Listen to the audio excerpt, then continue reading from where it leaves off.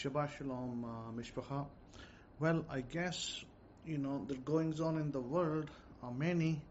Things are developing and changing rapidly in the Middle East and in the East. Between Russia, Ukraine, war, things are developing and changing, by the minute. Similarly, things are changing and developing in the Middle East. And I think all eyes are on the Middle East. So first of all, in my report, I want to tell you the developments is this, that the US have supplied attack missiles, to Ukraine, and then Ukraine, I'm pretty sure that Ukraine doesn't have the training or the foresight to, fire those systems right away. They of course need to be trained, and that takes time. So I'm pretty certain that American personnel are doing this from the ground. They are helping, assisting, training, and of course firing the missiles towards Russia. So they fired 5 missiles earlier this week, and Russia intercepted 4 of those missiles, but one did get through, and the one that got through hit a beach area. It killed many people, injured quite a few as well. I don't know if you heard anything about it at your end, but it was in the news at this end, and in the East it was in the news. So, well, Russia knows that this attack came after Russia made a visit to North Korea and, shook hands with Kim Jong-un and made new agreements, partnerships, etc.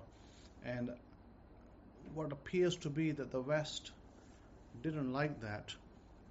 And of course, this was probably a retaliatory act using NATO weapons that I guess, came from American sources. Now, it all may seem very, naive to Americans that America can just do something like this and nobody will say anything. I think what's that done has unleashed or about to unleash a start of a greater war in not in Ukraine directly, but of course areas of Ukraine and Middle East. So what's happening now is President Putin did invite Indian Prime Minister Mr. Modi, on a what I can only describe as an emergency basis to visit Russia, because I think that he's trying to find out that if at this point India is going to be supporting Russia or America in Ukraine, etc. So I guess that, and probably there's business ties as well. There are things going on with the BRICS nations. There are more nations being added to the BRICS nations, like Vietnam, Malaysia. These are additional countries that are coming on board as well. Other than that, that Russia went and visited Vietnam as well and struck some deals with them. I'm pretty sure the West didn't like that either. So, people that, I'm not talking about ordinary Americans or ordinary Europeans. I'm talking about the people who call the shots, the elite. I'm not talking even about the president, because the president really only has shadow power. When I say shadow power, he acts on behalf of other parties that want him to act, and these are the elite families. They go by different names. So the president is just a puppet majority of the times, and he just does the things that they tell him.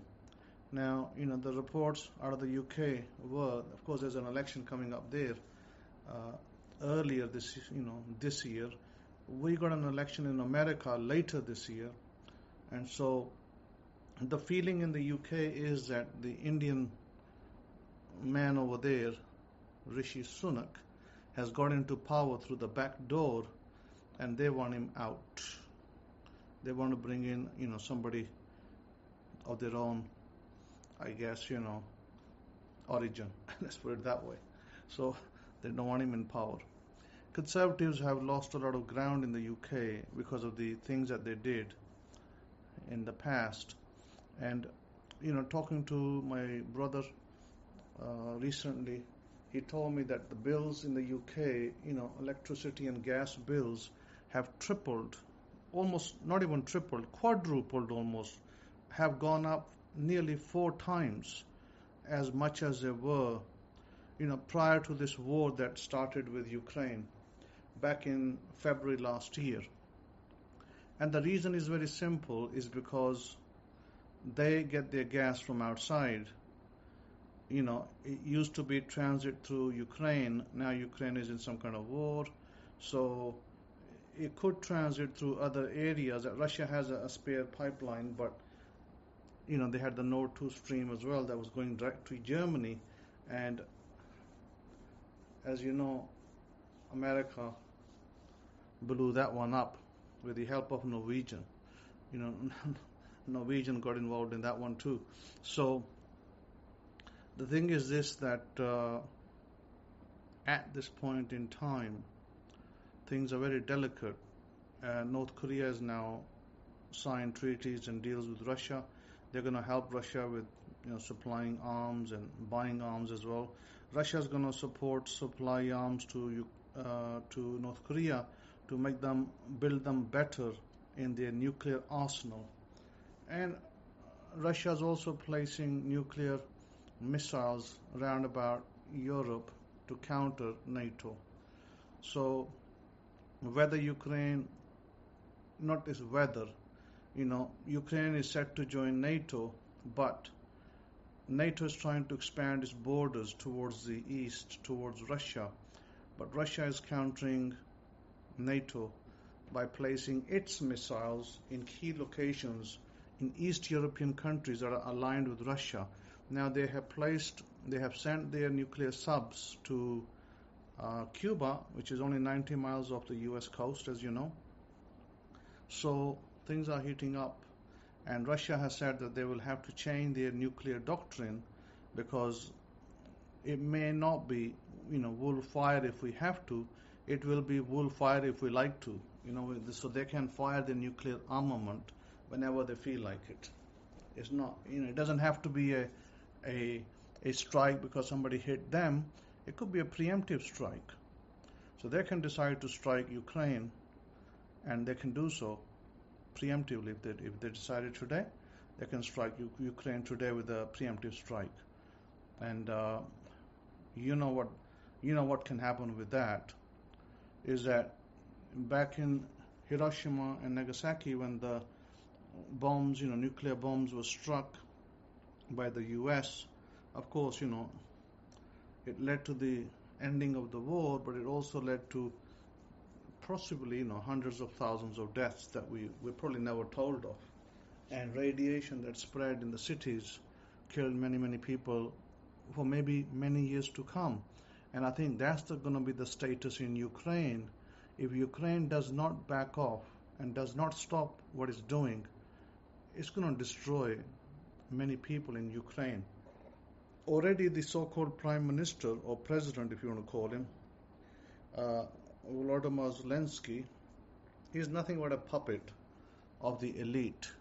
And,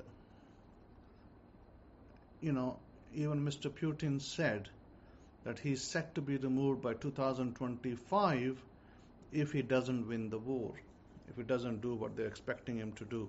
So he's only there for a show and a dance. He is a corrupt politician, according to sources out there. He apparently has known, I'm talking about known and not unknown. He probably has many unknown properties, but he has known properties in the UK bought through shadow companies worth more than $40 million, perhaps I can say, or pounds. And apparently the billions of dollars that are siphoned into or sent to Ukraine, nobody knows. There's no foresight on that money. There's no audit on it. Nobody knows how much of that money is going to these, so-called politicians, and they are pocketing it, etc. So it's estimated that Zelensky could be a billionaire, and he started off his life as a comedian. So he could be a billionaire, and he is just he's just a shadow. There's nothing more than a shadow. That's the story over there.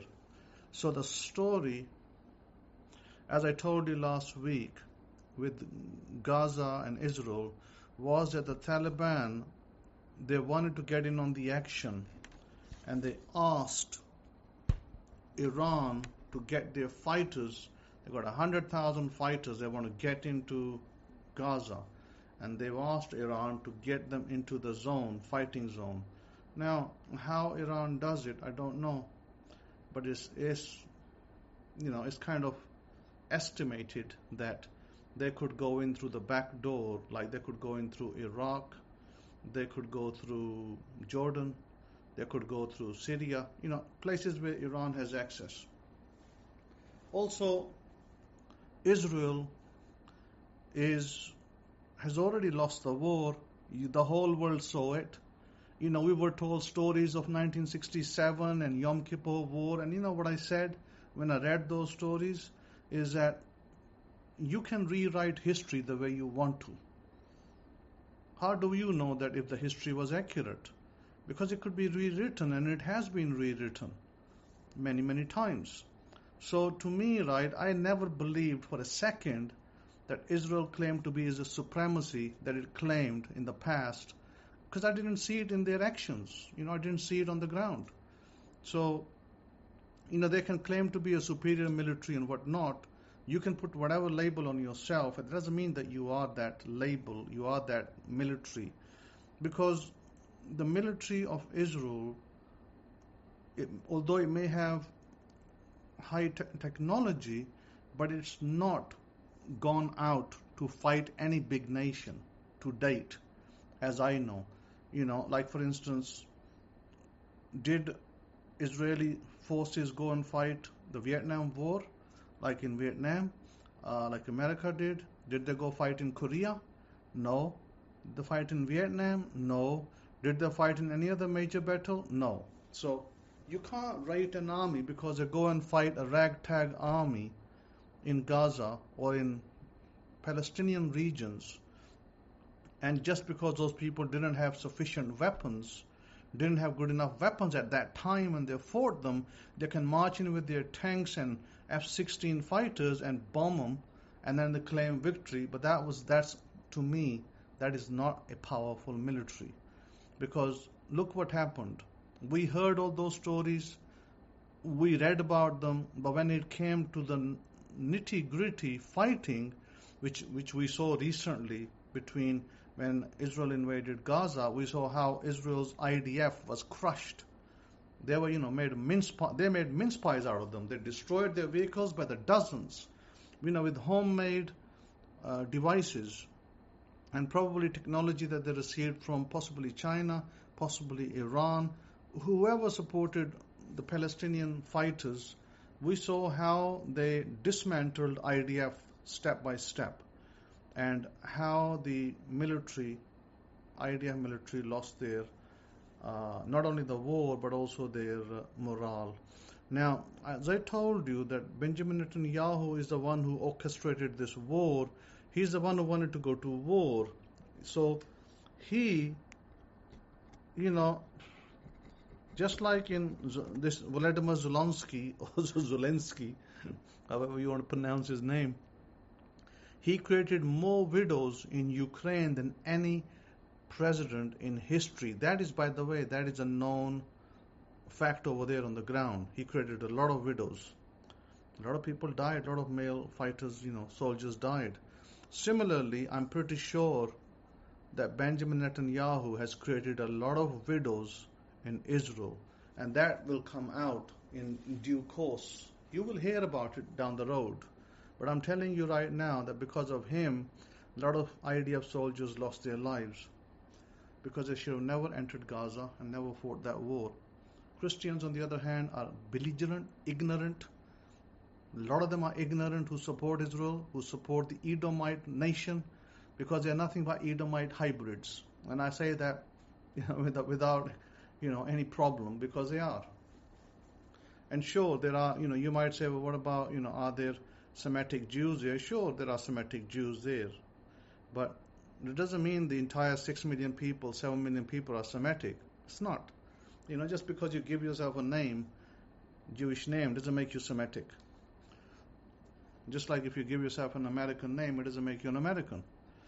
So, similarly, I think that the powers that be that want this war to continue, now they want to open a front with Lebanon and with Hezbollah, and Hezbollah is supported by Iran, and Israel is saying that we will send 100 missiles attack on Lebanon. They basically want to destroy Lebanon. They want to make it like Gaza, heap of dust. But the Hezbollah fighters over there, they sent their drones in undetected in Israel. They were undetected, and they mapped out every site in Israel. They mapped out the Israeli Navy Forces headquarters, the port city, Jaffa, those areas. They mapped out Dimona and other areas, key installations, military installations. They already have them. So they said that we're going to fire, if you attack us, we're going to fire 300 missiles and drones at you. And they apparently have a stockpile of missiles of 100,000 missiles. Now, that's where we are. I mean, it may be that by the time this lecture is broadcast, maybe by that time we already, Israel might already be fighting with Hezbollah and, sending bombs and missiles into Lebanon, so on. But did you know that 60,000 Jews this week, 60,000 Jews in one day left Israel and went back to the countries they came from? And already over 100,000 Jews have already left, maybe more, because the numbers might be, they might hide the numbers of how many people are leaving. This week, a key decision came from the Israeli court that said, I believe it's 63,000 people maybe, ultra-Orthodox people, and they said that these 63,000 people or men of fighting age must enroll in the army, and they no longer can hide behind religion and say that we are religious and we study in yeshivas, study centers, and we cannot fight. So the court actually issued an order that they have to go to war. Now, if you remember, the rabbi for ultra-Orthodox, Rabbi Yosef had threatened that if you force us to enter the war, we will leave Israel. And Israel had said, the government, I guess, had said that if you don't fight the war, we will not support you financially, to run your yeshivas. So I don't know now, I guess we'll wait and see for the result, what happens next week and beyond. But now there's a stalemate, like the decision has been done by the courts. Now the ultra-Orthodox have to decide whether they're going to stay in Israel or leave Israel and go back to the countries they came from. Now, I've already given you my synopsis of what I think will happen to Israel in the long term, short term and the long term. I believe that just like the Iranian Jews believe, I have similar beliefs to those Jews that Israel will be dismantled one day completely. And Israel's inhabitants, probably most of them will leave. Some of them will stay, but that dismantlement will happen because of some serious nuclear strikes. Maybe one nuclear strike, maybe more, maybe, if not nuclear, a strike that will destroy parts of Israel, so much so that people will leave because of the fear in Israel. They'll go back to their countries. So Israel will become just a ragtag nation. And, this is something that the Jews in Iran have said that Israel's government needs to dismantle, because this is not God's will that you became a nation, because God will make you a nation when Torah is being adhered to. And as you know, Israel has Torah nowhere in sight other than in their synagogues. It's sitting maybe in shelves, but they just study their their Siddurs, and they may have their Torah readings, but really are the large part of Jewish Israel, are they abiding by the Torah? And the answer is no, they are not. The large part of the nation doesn't even care about Torah. They don't abide by it. So lots of those things are happening. Yemen, on the other hand, UK and USA, they attacked the cities in Yemen after the Yemen fighters were attacking ships in the sea, in the Red Sea. But Yemen has vowed to continue to fight the allied nations, because then America went to other European nations and asked for help. So they said, okay, we'll send our forces. So apparently 42 allied nations are set to send forces to the Red Sea. And Yemen has said clearly that we'll make a graveyard of all these people over here. We'll make a graveyard of their ships over here. We don't care which nation comes. And I believe the threat is real.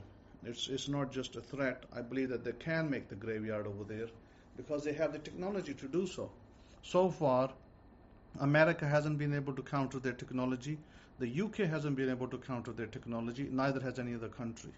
So that just shows clearly that they have technology that can, knock out their ships. So that's the story over there. And again, we are at a distance.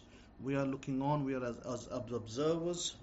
I do believe that I have said this many, many years ago, and I continue to reiterate what I said many years ago, that the Muslim fighters will not let the so-called elite get their way. Because there was, if you remember at one time, there was this ideology that there's going to be a one world order, and I said that the Muslim nations or the Muslim fighters in those nations will never allow you to succeed, and they will not let you succeed. And I have been proven right time and time again. The Muslim fighters have not let this one world order succeed in those nations, and they will never succeed. It will never succeed. I don't care how many robots you make in the West. I don't care how many robotic cars are turned around and brought out. It doesn't matter, because status quo, it will never happen. Now, on the electric car front, I keep telling you that electric cars, you should stay away from electric cars, because many people, although that, it doesn't come out in the news so much, because they want to keep these things hidden away. Many people are getting sick from electric cars because there's a lot of sensors in the electric cars, and people get sicknesses because, we have energy. We are energy. So we interact with these cars, and then, there are sensors left, right, and center that interact with our bodies, and some of those sensors, they affect our bodies negatively. So some people that are, perhaps they are what I can only describe as sensitive, they cannot take that energy, and so they become sick. They might have vomiting, they might have fevers, they might get headaches, things of that nature. So listen, oil is not set to run out for another 100 years. So at least, the so-called oil, oil that we have found, wells that have been discovered, it may, I'm saying it may continue for 70 plus years, oil. So if oil is not going to run out, what's the point of electric cars? This is all brainwashing. They're just brainwashing people, and they're trying to foster this technology onto people. It's not a technology that's ready to be out there, because there's problems with it. There were some clips not too long ago when there was snow, heavy snow in America, that they were showing these Tesla trucks, how they were skidding all over the place. They couldn't handle the snow, whilst the other trucks, other pickup trucks, had no problem. So Tesla truck is nothing but a fancy, truck for a road. It doesn't go very far. I'm sorry, it's not your truck that's going to pull a car out of the snow. It's to me, it's a failure, and I think Elon Musk probably knows that. But there's a lot of hype, and hype is what is selling is a hype, not the truck. And Elon Musk already recalled, I don't know, so many thousands of these trucks back because of a problem with I believe it was one of their systems, that the truck had a problem, and Elon Musk said to call those trucks back. I mean, let me see. I'll have to look.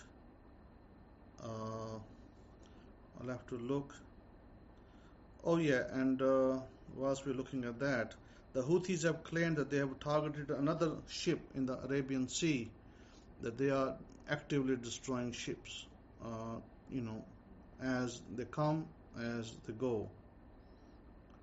And let me see if I can find that headline on the Tesla truck.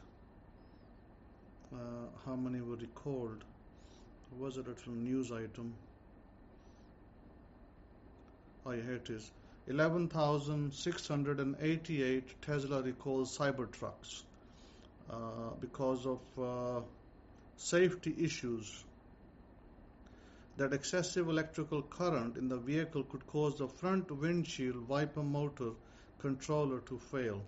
Okay, so that was the news there. Israel's court rules ultra-Orthodox must serve in the military. That's the recent news. And apparently there was a 9-0 vote, and it says that they ruled unanimously. Of course they rule unanimously because the orders came from above. They are controlled. The courts are controlled as well. And apparently there are around 67,000 men, ultra-Orthodox men, that are eligible for service. And of course, majority of those don't want to fight this war. Okay, so that's the story there. So you got the scoop on, the Lebanon war is like I said, we might even have gone to war by the time this gets to press online. But right now, Israel is getting ready, American jets. And by the way, listen to this. American soldiers were fighting in Gaza. They actually went to fight in Rafah. American soldiers were on the ground, and they were very, very brutal. The reports were that these soldiers were shooting people left, right, and center without impunity. And the little Palestinian kids that reported on these actions have said that these soldiers were not, I guess they could tell some way, they were not local, and they were very ruthless, and they came from, because they landed them near a beach, and they put them in jeeps or whatever, military vehicles, and they went into this refugee camp where they started to kill people left, right, and center. And they just shot people. That's American soldiers for you. No impunity. Don't care about how many people they shoot at sight. And they were really brutal. And it actually came out that this little kid, his testimony is all over the TikTok and other social websites. And I guess you could catch that if you did. But anyhow, my point is just that America is knee deep and getting knee deep into these wars that I think that they are not good for America's health. Just say that. They are not good for America. They are not good for Americans. America should not be there. But unfortunately, like I said, the powers that be, the people that want to sell weapons for billions of dollars, of course, they want these wars to continue. They don't want these wars to end. So that's where all of that is. So that's the update. I know it's a little long, but I think that you need to know where the world is going with all of this.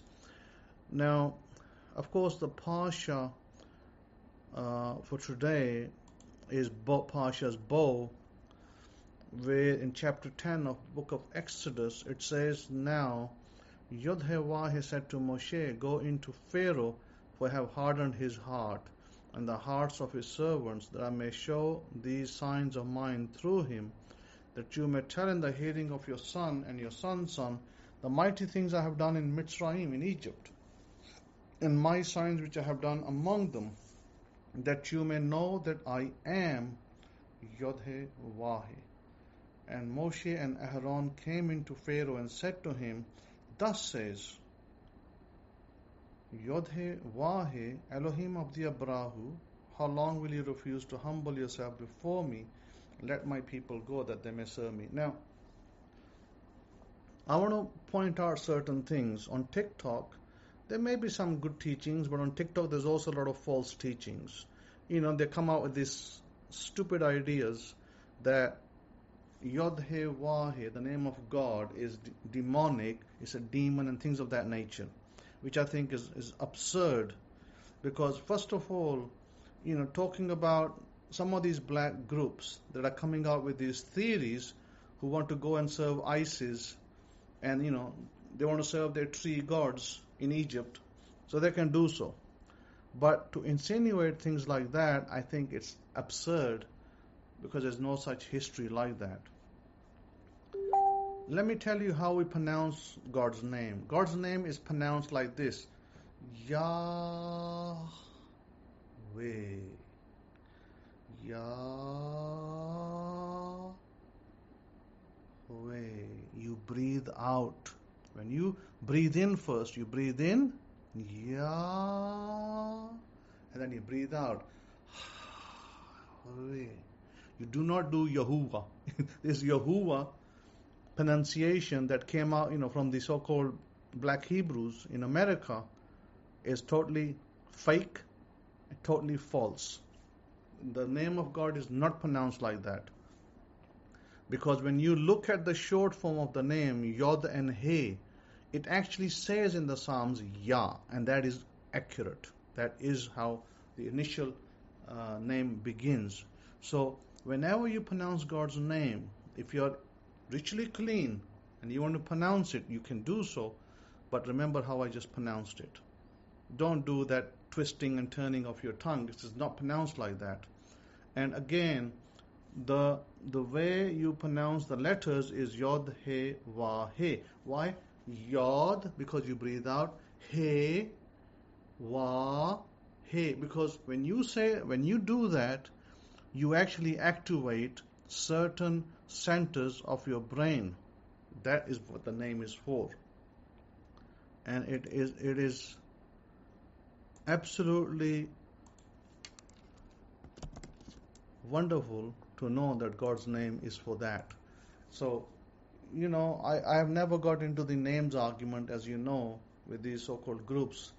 One time I did have a debate with one of these black Hebrew groups, but he couldn't answer my questions. He was just total nonsense. Spoke nonsense. I gave him examples of ancient texts. He couldn't answer any of those questions. He didn't know. He basically was ignorant man, as most of these people are. So, coming back to flat earth, spherical earth. We have a spherical earth and we have the sun going around. That's how the clock is made. Okay? Now, as I said, that there may be many continents that we are unaware of, but they do exist beyond the wall, the ice wall, Antarctica, etc. And maybe someday, I can't tell you when, or maybe someday that information will come out, but I don't think that it's so important for us to know. I think for us, the Hebrews, the children of Israel, sons of Israel, daughters of Israel, for us the important thing is, when will God take us back home and build the third temple? I think that's more important to us than anything else. So the rest I think is garbage. I don't really care about how many continents exist, because that don't make no difference to me, my life, and neither to you. But what makes a difference to us is when God will prepare us and take us, and I think that preparation has begun already. The seeds have been sown in the Middle East. Now we wait and see what happens next. Just like God said to Pharaoh, let my people go, I think that we are getting to that point where this is going to happen a second time. Let my people go again. Like Mr. Trump says, I'm going to make America great again. So it's going to be, let my people go again. That's God, what God is going to say to Pharaoh, so-called Pharaoh at that point, whoever that Pharaoh will be.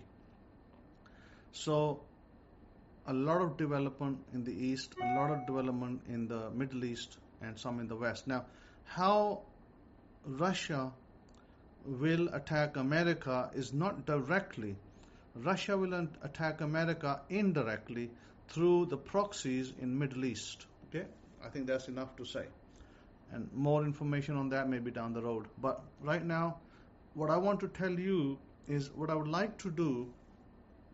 Of course, I'd always encourage you to pray for each other, which is great. I will always encourage you to do your robotic affirmations. Remember, I said to you last year our exercise was to do I believe it was 3 million. But this year our exercise is to up the number, and I said that you are going to imagine that you have, let's give it a figure this time, $10 million. That you have been given $10 million, that you are now to spend this money on whatever things you desire, and of course invest it as well. So that $10 million is what you do every night when you go to bed. You prepare, you're about to go to sleep. You then say, you go into your imagination and you see, this is how I would do it. What you'd see is there's a cloud, just like the cloud we had when we were in, coming out of Egypt. You have the cloud, which is, God's energy. And that cloud, you go to the cloud, and the cloud hands out to you the $10 million. You see these cloudy hands come out, or you see just money popping out of the cloud, and you're picking up $1 million notes like a bundle and putting them to one side. It's 1 million, 2 million, 3 million, 4 million, 5 million, 6 million, 7 million, 8 million, 9 million, 10 million. You pick up $10 million. Now you have 10 million. And it's yours to do what you want to with it. You invest some, and some you do whatever you want to. Buy your car, buy your house, buy your clothes, buy your phones, whatever. Whatever your desire, heart's desire. But that's, I want you to practice that exercise every day. Now, I need some volunteers. The volunteers I need, and you can write to me in email, the volunteers I need, because I can give you the stuff, but without you telling me the result, I wouldn't know of how effective that's been for you, because I could say it's worked for me, okay? But then you might turn around and say, well, you are the Kohen, and of course it's going to work for you, but you don't know if it's going to work for you, right? So what I like to do today is give you something that I want you to practice, and I want you to tell me if it worked for you. In other words, it's going to bring you blessings. It's going to raise you higher. It's going to give you financial blessings and also material blessings, relationship blessings, other blessings. I'm going to give you two. I'm thinking whether I should give you two or just one. First one is this. I want you to say this. Now I have to give you the Hebrew, okay? And I will say it slowly more than one time so you can get it, and then you write it down, and then I want you to say it 1,000 times every day, okay? After you say it 1,000 times, on your beads or on your fingers or however you decide to count, on your counter or on your, you can get these counters on the phone as well, on Android and Apple phones. You can count on your phone. You can just press the screen and it starts counting. I have a couple of those on mine. So this is what you're going to say. Adonai Elohecha Elyon. Okay, I'll say it slowly. Adonai Elohecha Elyon, with an N at the end. Okay? So Adonai Elohecha Elyon. Adonai Elohecha Elyon. Adonai Elohecha Elyon. Adonai Elohecha Elyon. Okay, I want you to say these words 1,000 times and then ask for whatever thing you desire. But these need to be said every day. Every day, yes. And you will get your desire. Now, I'm not just going to tell you, do it 21 days. No. It's not about 21 days. How many blessings do you want? God is the one who gives the blessings. And how many times do you want them? And how often? Meaning, you don't want the blessings to stop after 21 days, do you? You want the blessings to continue in your life. So would you stop saying a particular small, powerful prayer just because you got, something, or, you got your job or you got your blessing and you stop? No, you continue with it. Because if you stop, then of course, then you have to build the foundation again, and you have to build the power again to get there. So Adonai Elohecha Elyon is a powerful word. Powerful word. Very powerful. But I want you to do it. I want you to do it for 90 days minimum. And I want some volunteers out of you who are listening. I want you volunteers to do it. Take it upon yourselves. You're going to do this for 90 days. Let's say the first phase is 40 days. Then another phase 40. So let's make it 80 days. 40 plus 40 is 80. Okay? 2 phases. Phase A, phase B. I want you to report to me and tell me what kinds of blessings were you able to receive from God after saying this little prayer every day 1,000 times. And you could do it on your beads, like I said. You could do it on your phone app, counter app. Every time you say Adonai Elohecha Elyon, you press the counter app 1, and then same 2 and 3, etc. This is the first one. Okay, I'll give you another one in a minute.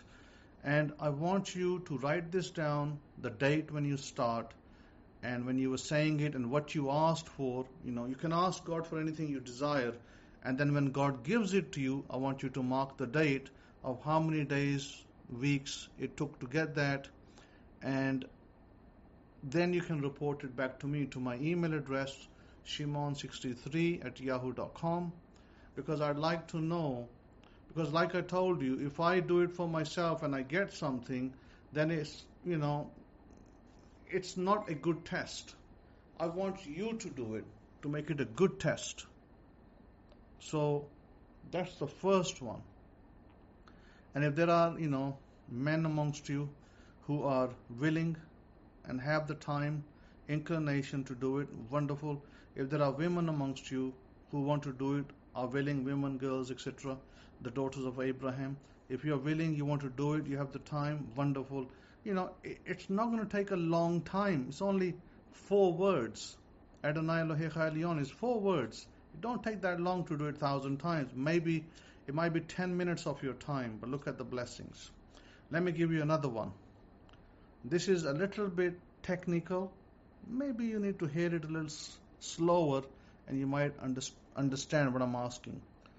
Ve'el Shaddai Yivarech. Ve'el Shaddai Yivarech. El Shaddai, it means Almighty. Christians use it in their songs as well. Ve'el Shaddai Yivarech. Okay?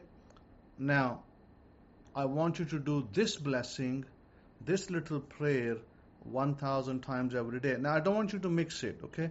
Those of you who choose to do the Adonai Elohecha Elyon, you stick to that, okay? 1,000 times every day. And those of you who choose to do the second one, the Ve'el Shaddai one, you stick to that only. So we don't mix and match, because I need to get independent results of what and how powerful each has been for you. Ve'el Shaddai Yivarech. Okay, El Shaddai Yivarech.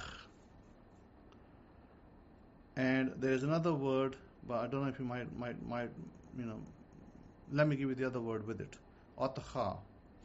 El Shaddai Yivarech Otcha. El Shaddai Yivarech Otcha.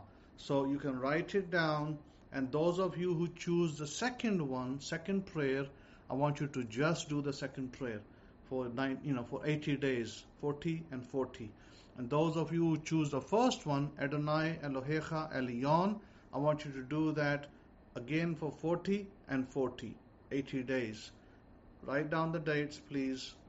Let me know, what you asked for, and let me know how and when, not so much how, but when God gives it to you. Because God can choose a million ways to give you. I mean, if you got blockages, resistances, problems in areas where, for instance, you're doing a business and there's a hold up. Maybe for some people it might be immigration. They're trying to go to another country, and there's, the embassies are taking a long time to respond. So you can do these prayers. You can do these, and then ask for those blockages to be removed. It could be for business, for job, for marriage, anything. This is a very wide net. Okay, it's a very wide net. It catches a lot of things. I have not taught you these things before because let's say that you were not ready for them at that time. And we also wanted to get rid of the garbage in our midst, people who were not sincere. Now those people are gone. We are done away with them.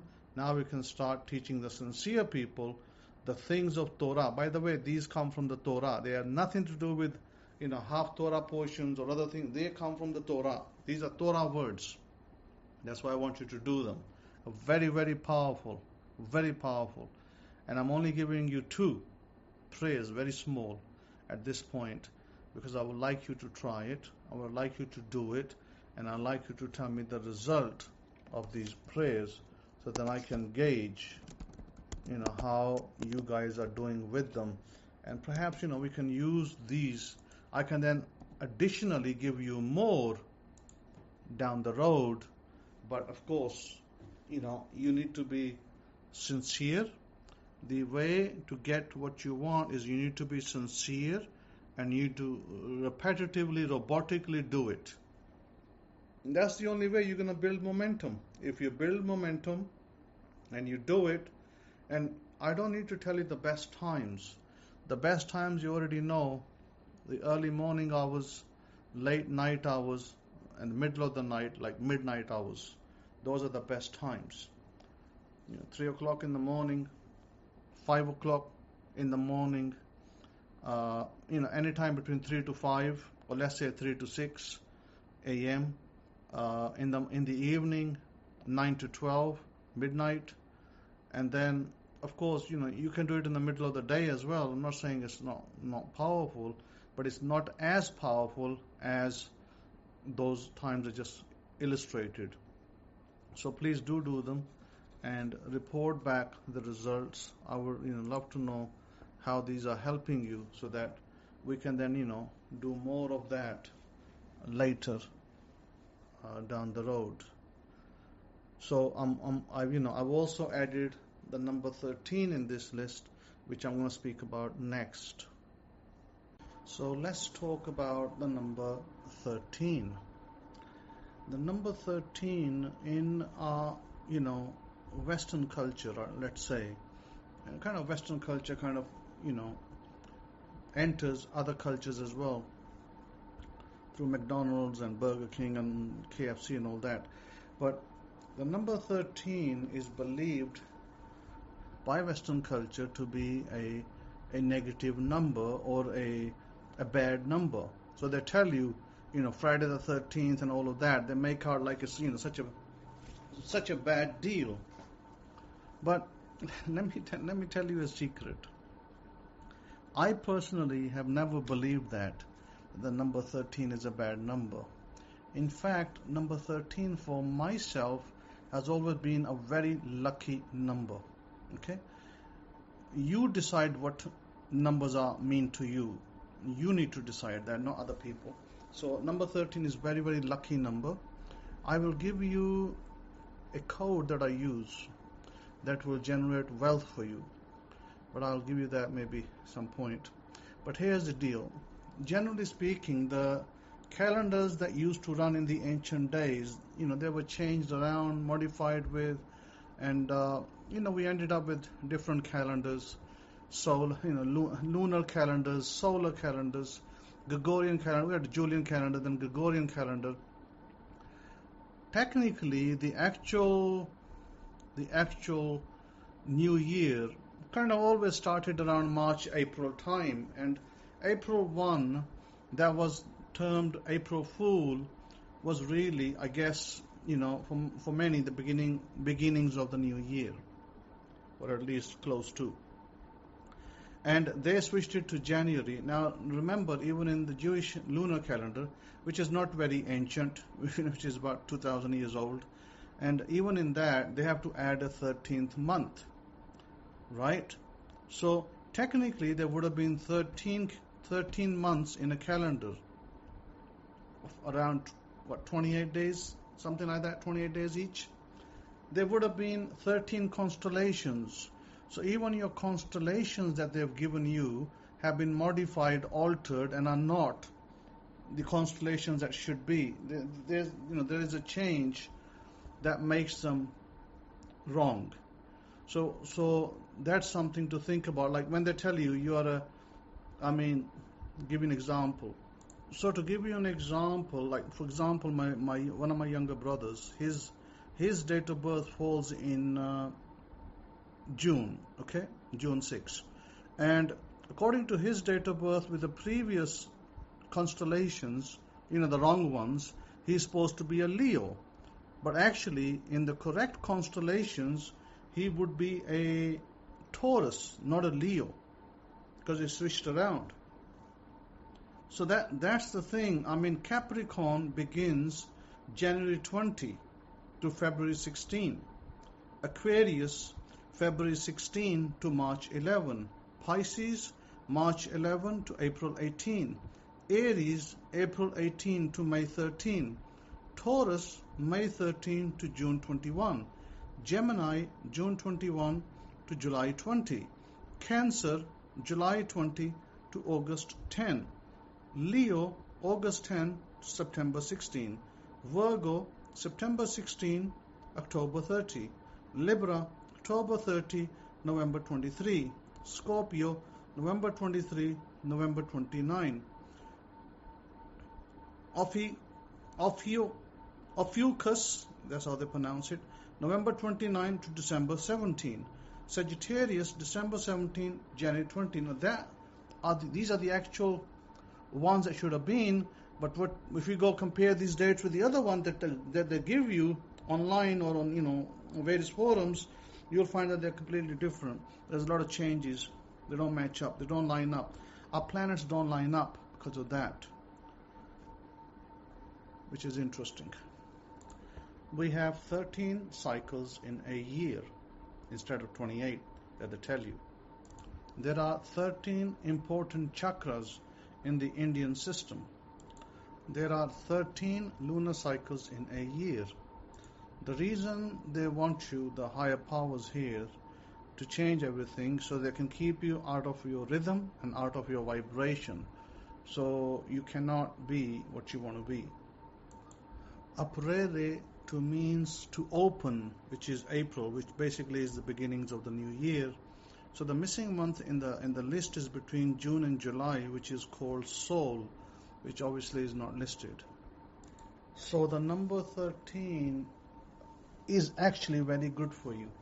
Now for me, two of my homes, not just one, two of my homes, my very first house in the UK was a number 13, where I started from. And my second home in the UK was also a number 13. Number 13 is actually very good. 3 plus 1 equals 4. There are 4 directions of the earth. As you know, we discussed this. The earth is spherical, it's not round as commonly and erroneously taught. Now the question is, how do we use this? So that's the $1 million question. And I'm going to tell you this is tested and this is tried, and it doesn't need testing in any particular way. It's already been tested, already been tried, and it works. What you do is, now, you can buy these silver pens. Silver color, by the way, is important. So get a silver pen. You can get it from the Chinese company. Probably $2, maybe something. You get 3 or 4 pens in different colors. I mean, the ones I had, they're like the metallic version, silver color. They cost, I don't know, maybe $2, total. But they don't send you $2 worth of orders. If you go to Temu website, you'll have to order at least $10 worth to get free delivery wherever you live. So, look for metallic pens, and they'll be able to write on your skin fine, without problem. And what you do is you take the silver pen. Now, you can try with a different color, but, I've tried with the silver and it works for me. It's silver, so, I encourage you to try with different colors if you like, but silver is what works in general. So, silver color under your thumb, what's called the Mars mound, just under your thumb, under the third line of the thumb, you write the number 13, and then you make the Hebrew character of Bet. Okay, so you make that, and what you're going to find with the silver color, it'll be there until you wash your hand, or I tend to use a lot of water throughout the day and wash my hands and go to the bathroom and whatnot, and you'll find that if your hands sweat, etc., you'll find that during the day it'll probably rub off. So what you want to do is, when you find that it rubs off, if it rubs off during the day, then you want to rewrite it. Okay, rewrite the number 13 with a Hebrew character of Bet. Now you can go to the Google or somewhere and look up how the Bet looks. It's like a sideways U in a kind of square form, if I can describe it in any particular way. So write that, make that every day. That is a money code. Okay, that will work really well for you. The other money code that will work really well for you is the number 33. So that becomes 3 plus 3 becomes 6. 6 is both a Venus code and a money code. And the 33, you again would write it under your index finger. Okay, under the index finger you write 33, and 3 plus 3 equals 6. 6 is a money code. 6 is also the love code, but money code very important nevertheless. So you write that and you use that as number 33, and you will do well.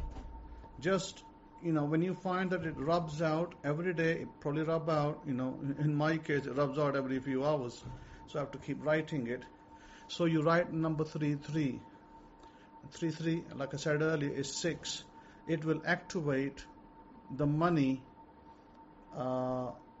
vibration in your body. So under the index finger, sorry, I didn't tell you which hand. Both of these things need to be done on the left hand, not on the right hand. Left hand, okay? Remember that left is for receiving, right is for leaving, exiting. So left is for receiving, right is for exiting. That's why when you come out of your house, you put your right foot first, because you're exiting. When you enter your house, you put your left foot first, because you're entering. These are the mannerisms, things that we do, and why God has assigned us a blessing for that very reason. So please be mindful of that and remember that and do that. Okay, so with all of that, I'm going to say this was jam-packed lecture today. Lots of teaching in here, lots of little updates. I want you to do these things, and I want you to benefit from these things, and I want you to report back your blessings so that I can write them down, and I can know, so that when I tell other people in the future, then they can know that yes, other people have benefited from these things. This is not just airy-fairy, woo-woo. This is not woo-woo stuff. This is real stuff. This is material stuff. This is stuff that works. So please, continue doing it and be blessed, and may God keep you safe and bless you and keep you in His mighty hands, and keeps His angels around you to protect you and bless your families. With that, continue to lift up each other, and I'm here, for you. Write to me if you have any questions to my email address, shimon63@yahoo.com, and we can take it from there. Have a wonderful, wonderful Sabbath and a wonderful new week ahead. Shalom, shalom, Shabbat shalom.